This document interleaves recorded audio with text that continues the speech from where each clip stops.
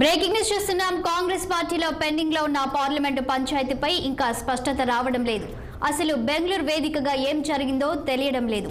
Trouble shooter DK Shivakumar ఇద్దరి నేతల మధ్య సయోధ్య కుదిర్చారా లేదా అనే విషయంపై క్లారిటీ లేదు.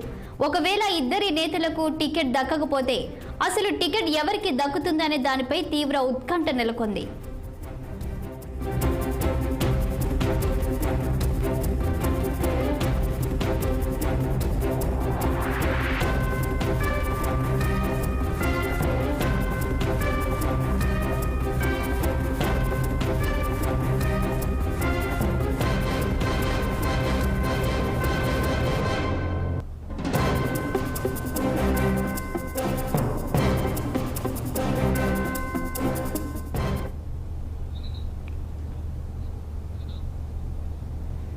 అసలు ఇద్దరి నేతలకు ఖర్గే నుండి ఏం హామీ దొరికిందనే అంశంపై మరింత సమాచారం మా ప్రతినిధి శ్రీనివాస్ని అడిగి తెలుసుకుందాం.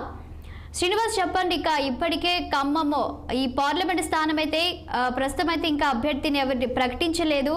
ఇప్పటికే ఈ ఖమ్మంకి సంబంధించి బెంగళూరుకి వెళ్ళింది. ఇదంతా కూడా అసలు ఏం జరిగింది అక్కడ? వాళ్ళకి ట్రబుల్ షూటర్గా ఉన్న డీకే శివకుమార్ ఏం హామీ ఇచ్చారు?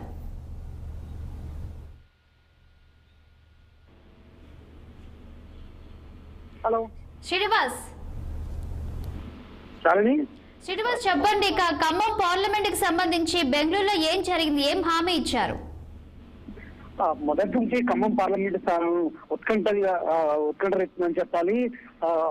ఏదైతే ఖమ్మం పార్లమెంట్ లో ప్రధానంగా ఇద్దరు నేతలు, డిప్యూటీ సీఎం బట్టి విక్రమార్క, అదేవిధంగా మంత్రి రేంద్ర మంత్రి పొంగులేటి శ్రీనివాసరెడ్డి తమ కుటుంబ సభ్యులకు టికెట్ ఇప్పించుకునేందుకు అధిష్టానంపై తీవ్ర ఒత్తిడి చేస్తున్న పరిస్థితి. ఈ నేపథ్యంలో తమ కేటాయిస్తే ఖచ్చితంగా ఖమ్మం పార్లమెంట్ లో కాంగ్రెస్ ని గెలిపిస్తామంటూ కూడా ఇద్దరు నేతలు అధిష్టానం దగ్గర పట్టుబడుతున్న పరిస్థితి. ఈ నేపథ్యంలో కూడా మొదటి నుండి ఇటు సెంట్రల్ ఎలక్షన్ కమిటీ సమావేశంలో కావచ్చు, అదేవిధంగా ఇటు పిసిసి అధ్యక్షుడు ఏర్పడి ఇన్ఛార్జి శ్రీపాదం నుంచి జరిగిన రివ్యూ మీటింగ్ కావచ్చు, ప్రధానంగా ఖమ్మం పార్లమెంట్ గురించి మాట్లాడినా కూడా అది వచ్చినా కూడా అది పెండింగ్ లో పడుతూ వస్తుంది. ఈ నేపథ్యంలో ఎల్లుండి తోటి పార్లమెంట్ ఎన్నికలకు సంబంధించిన ఏదైతే నామినేషన్ ప్రక్రియ గడువు ముగుస్తున్న నేపథ్యంలో కూడా ఖచ్చితంగా ఖమ్మం పార్లమెంట్ స్థానానికి సంబంధించి అభ్యర్థిని ప్రకటించాలని కూడా అధిష్టానం భావిస్తుంది. ఈ నేపథ్యంలో కూడా ట్రబుల్ షూటర్ డీకే శివకుమార్ కి అధిష్టానం ఈ బాధ్యతను అప్పచెప్పింది. ఈ నేపథ్యంలోనే ఇటు ఇద్దరిని నేతల్ని బట్టి విక్రమార్కని,